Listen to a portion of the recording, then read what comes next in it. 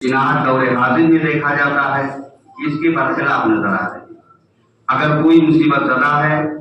अगर कोई किसी परेशानी में मुब्तला है, तो हम और आप में दही हमारा और आपका इतना गंदा हो चुका है, हमारे दिल से सीने से खुदा का खौफ और नबी पाक सल्लल्लाहु अलैहि वसल्लम की फरमान निकल चुका है कि हम उसके हिदायत के लिए या उसके सहतो सलामती के लिए या उसकी भलाई के लिए अच्छा गुमान रखें, उसके लिए दुआ करें अपनी बारगाह में कि मौला उसे तो सहतियाब कर दे, या जिस मुसीबत में वो गिरफ्तार है मौला उसे निजात दे दे। ये हमसे नहीं हो पाता, बल्कि हम उसके ऊपर तन कसते हुए नजर आते। एक मुसलमान दूसरे मुसलमान के ऊपर तन कसता हुआ नजर आता है और कहता है कि वो फंस गया है, बहुत अच्छा। जबकि ये बदगुमानी और बदगुमानी से बचने के लिए अल्लाह के नबी सल्लल्लाहु अलैहि वसल्लम ने फरमाया है कि बदगुमानी बहुत बुरी बला है, बहुत बड़ा गुनाह है। बदगुमानी से इंसान को बचना चाहिए, मोमिन को बचना चाहिए, इसलिए कि अगर जिसके बारे में जो आपने और हमने गुमान किया, अगर वो चीज उसके अंदर नहीं है तो फरमाया वो पलटता है, वो वापिस होता है। यानी जिस चीज के बारे में हमने गुमान किया उसके अंदर वो बात नहीं पाई गई, तो फिर वो पलट करके आप ही के ऊपर आएगा, हमारे ही ऊपर आएगा, उसका गुनाह हमें ही मिल जाएगा। तो इसलिए बचने के लिए खुदा का खौफ और खुदा से डरने का जो ऐलान किया गया कुरान के अंदर, यही किया गया कि खुदा से खौफ उस माने में किया जाए, जहन्नम से डर करके ना किया जाए, कब्र के अज़ाब से डर करके ना किया जाए कि कब्र में हमें ये होगा, जहन्नम में हम जाएंगे। खुदा से डरने का मकसद ये है कि दुनियावी जिंदगी जो रब ने हमें और आपको अता किया है उस पर हमें और आपको निगाह रखनी है। कि खुदा से डरने का मकसद ये है कि हम हलाल रोजी तलाश कर रहे हैं कि नहीं कर रहे, हम हराम रोजी के करीब न जाएं, हराम लुकमे को अपने अंदर ना डालें, हराम चीज हमारे अंदर ना आने पाए। ये खुदा से खौफ करने का, एक दूसरे को आपकी जात से तकलीफ ना पहुंचने पाए, एक दूसरे को आपकी वजह से रंज ना पहुंचने पाए, इन सारी बातों का ख्याल रखा जाए, यही खौफ खुदा है। खुदा से डरने का मकसद ये है कि जब हम खुदा से डरेंगे तो रब तबारक व तआला के फरमान के मुताबिक मुझसे कोई शरीयत के खिलाफ काम नहीं। लेकिन आज हमारा और आपका ये आलम है कि हम गुनाहों पे गुनाहें करते चले जाते हैं, उस पर हम गिलियर होते चले जाते हैं कि जरा बराबर एहसास नहीं होगा। कभी हम रात के सन्नाटे में, रात के तारीकी में, तन्हाई में अपने आमाल, दिन भर के आमाल के ताल्लुक से कोई मुहासबा नहीं कर पाते हैं कि हम दिन भर के अंदर कितनी नेकियां किए हैं, कितनी बुराइयां किए हैं, कितनी नेकियां मेरे अमाल में पहुंची हैं, कितने बद हमारे अमाल में पहुंचे हैं, किन किन को हमारी वजह से तकलीफ पहुंचा है, इसका हम मुहासबा नहीं कर पाते हैं। बल्कि जब आदमी निडर हो जाता है, आदमी जब बेखौफ हो जाता है और अल्लाह के फरमान के मुताबिक जब वो अपनी जिंदगी नहीं गुजारता है, तो छोटी से छोटा गुनाह करने में भी उसे कोई हार महसूस नहीं होता, बड़ा से भी गुनाह होता डालता है, इसलिए कि उसके दिल के अंदर से खुदा का खौफ निकल चुका है। इसलिए वो गुनाह पे गुनाह जब करता है तो दिलियर हो जाया करता है, जब वो गुनाह पे गुनाह करता है तो बेबाक हो जाया करता है। लेकिन नहीं, मुसलमानों, हमारा और आपका इस तरह से बेखौफ होकर के जिंदगी गुजार करके चले जाने का नाम जिंदगी नहीं है। कि अल्लाह ने हमें और आपको पैदा किया है अपनी इबादत के लिए, अल्लाह ने हमें और आपको पैदा किया है अपनी बंदगी करने के लिए। हमें और आपको उन तमाम चीजों की तरफ से जहन ले जाना चाहिए कि हम अल्लाह की बंदगी कैसे कर रहे हैं,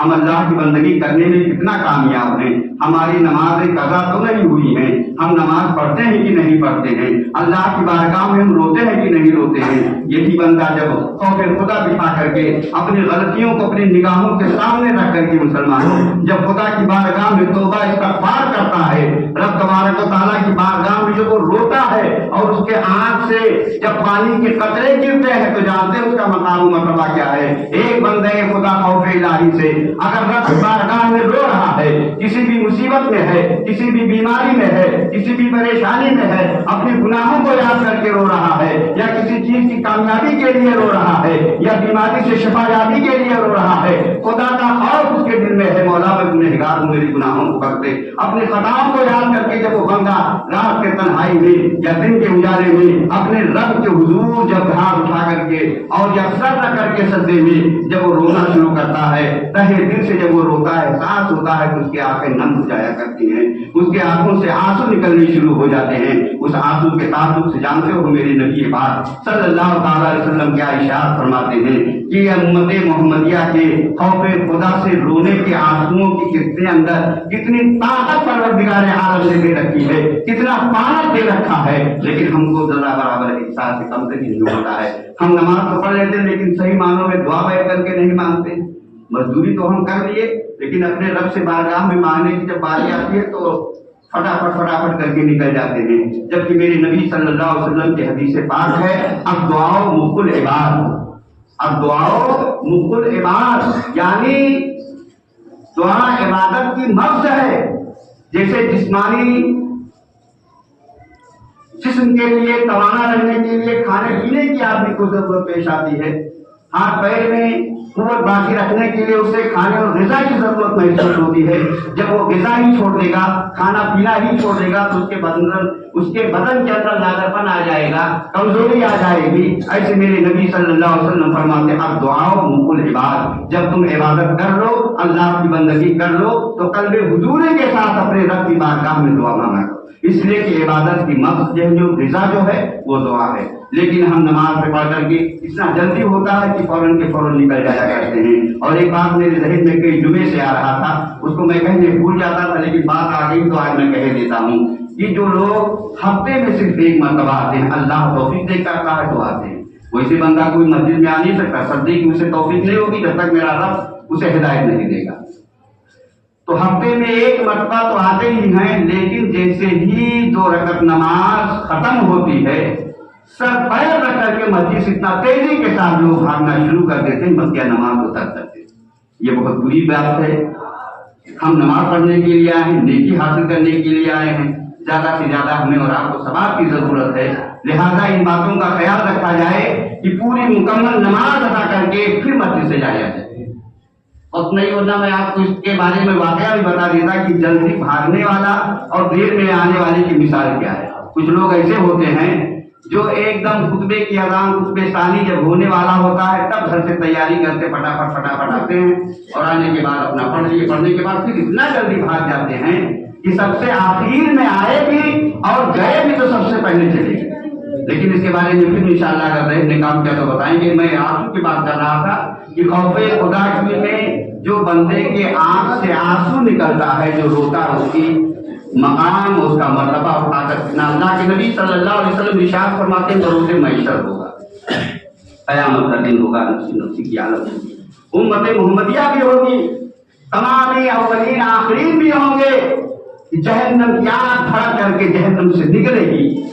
اور نکل کر کے امت محمدیہ کے اوپر حملہ کرے گی، بڑی تیزی کے ساتھ جہنم کا آگ امت محمدیہ کی طرف بڑھے گی۔ جب جہنم کی لپٹ اور جہنم کی آگ جب بڑھ کر کے امت محمدیہ کی طرف ہمارے اور آپ کے طرف جب بڑھے گی تو اس میں نمازی بھی ہوں گے، اس میں حاجی بھی ہوں گے، اس میں خیراتی بھی ہوں گے، ہر طرح کے عمل کرنے والے بھی ہوں گے۔ اور جب یہ آگ بڑھے گی میدان محشر میں مسلمانوں، اور جب وہ آگ بڑھ کر کے ہمارے اور آپ کی طرف بڑھتی ہوئی جب نظر آئے گی، نمازی حوالہ دے گا آئے جہنم کی آگ ٹھہر جا میں نمازی تھا، حاجی کہے گا اے ہاتھ ٹھہر جا میں حاجی ہوں، قربانی کرنے والا کہے گا آج ہے جب میں قربانی صدقات و خیرات کرنے والا ہوں۔ لیکن وہ جہنم کی آگ جو بڑی تیزی کے ساتھ امت محمدیہ کی طرف بڑھ رہی ہوگی، وہ رکنے کا نام نہیں لے رہی ہوگی، تھمنے کا نام نہیں لے رہی ہوگی۔ کتنے میں حضرت جبریل امین بارگاہ رسالت امام صلی اللہ علیہ وسلم میں تشریف لائیں گے اور ان کے ہاتھ میں ایک پیالہ ہوگا، اس پیالے کے اندر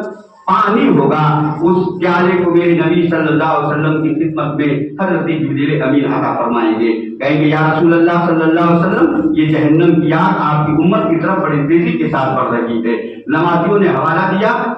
ज़कातियों ने हवाला दिया, हाजियों ने हवाला दिया, लेकिन जहन्नम की आग रुकने का नाम नहीं ले रही, बढ़ती चली जा रही है। या रसूल अल्लाह अलैहिस्सलाम, ये जो प्याले में पानी है, इस पानी को आप लें और जहन्नम की आग की तरफ छिड़क दें। मेरे नबी सल्लल्लाहु ताला अलैहि वसल्लम उस पानी को लेंगे और उस चंद कतरे पानी को लेकर के मेरे नबी सल्लल्लाहु अलैहि वसल्लम जहन्नम की आग की तरफ जब छिड़केंगे तो आग भी सर्द हो जाएगी और पलट करके जहन्नम की आग बहुत दूर चली जाएगी। इससे उम्मते मुस्तफा सल्लल्लाहु अलैहि वसल्लम बच जाएगी। इससे हम और आप लोग बच जाएंगे जहन्नम की लिपट और उसकी तपिश से, उसकी पकड़ से। जब आग वापस चली जाएगी, हजरत जिब्रील अमीन से मेरे नबी सल्लल्लाहु अलैहि वसल्लम पूछेंगे, ऐ जिब्रील बताओ, नमाजियों ने अपना हवाला दिया कि मैं नमाजी था, दुनिया के अंदर आग नहीं रुकी।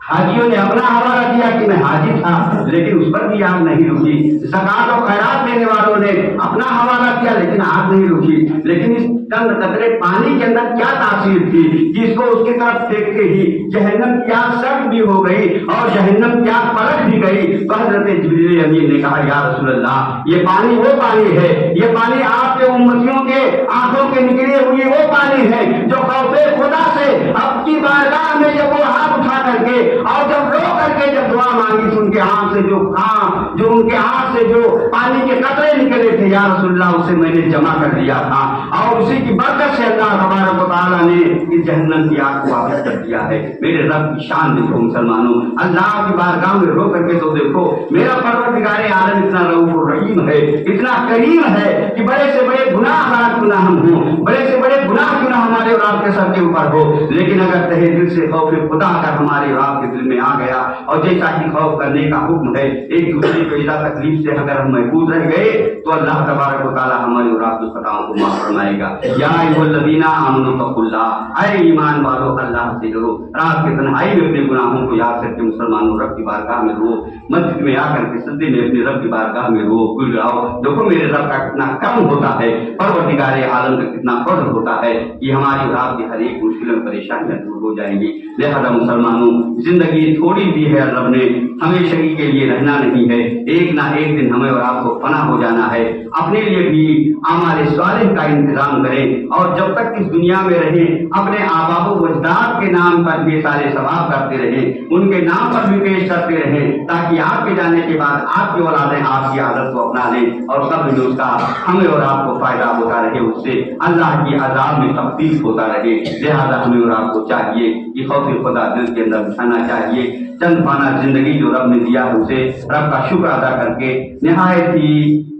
शरीयत के आईने में रह करके पाकीज़गी के साथ गुजार करके चले जाने के नाम की जिंदगी है और उसी में कामयाबी और कामरानी है। अगर हम सही मानों में अपनी जिंदगी को दुनिया में गुजार करके चले गए तो इंशाअल्लाह अज़ीम जिंदगी के बाद जो भी मुश्किलात, मकामात, मंजिलें आने वाले होंगे, चाहे वो कब्र हो, चाहे वो हश्र हो, चाहे वो राह सिरात हो, सब एक दूसरे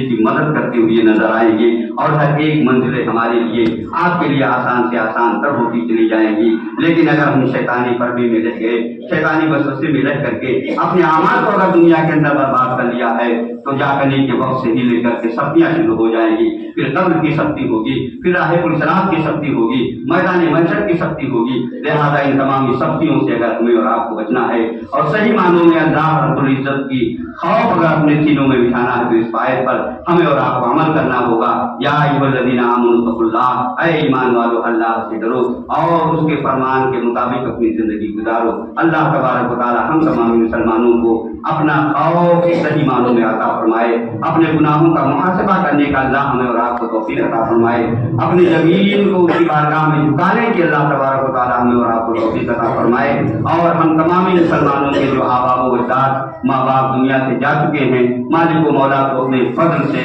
उन सब की तुम मग़फ़िरत और बख्शिश फरमा। हम जिंदा लोगों के भी मालिक व मौला मग़फ़िरत और बख्शिश फरमा। वाह गवाना अल्हम्दुलिल्लाह रब्बिल आलमीन।